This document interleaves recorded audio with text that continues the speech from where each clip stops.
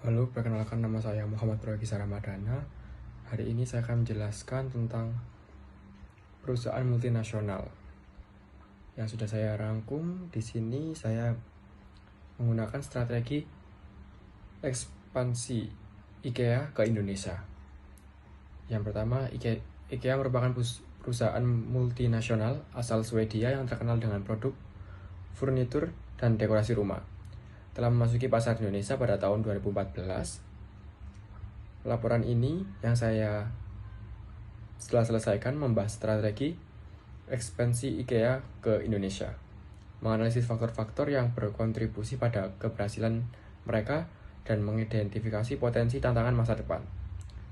Untuk yang pertama, dari strategi ekspansi IKEA ke Indonesia.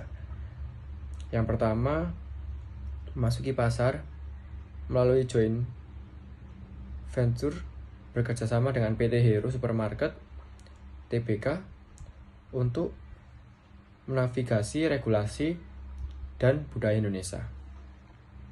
Kemudian lokasi strategis, membuka gerai di lokasi yang mudah diakses seperti dekat dengan pusat pembelanjaan dan area perumahan.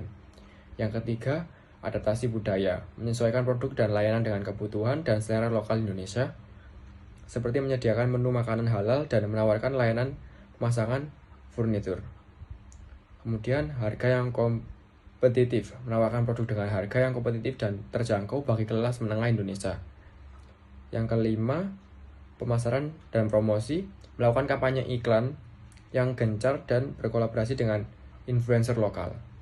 Yang keenam, pengalaman pelanggan, menawarkan pengalaman berbelanja dengan unik dan menyenangkan dengan menyediakan showroom yang luas dan interaktif.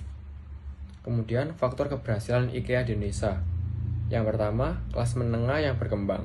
Pertumbuhan ekonomi di Indonesia meningkatkan jumlah kelas menengah dengan daya beli yang lebih tinggi. Kemudian, permintaan furnitur yang meningkatkan urbanisasi adalah pembangunan rumah baru di Indonesia meningkatkan permintaan furnitur. Kemudian, strategi ekspansi yang tepat, IKEA berhasil beradaptasi dengan budaya dan kebutuhan pasar Indonesia.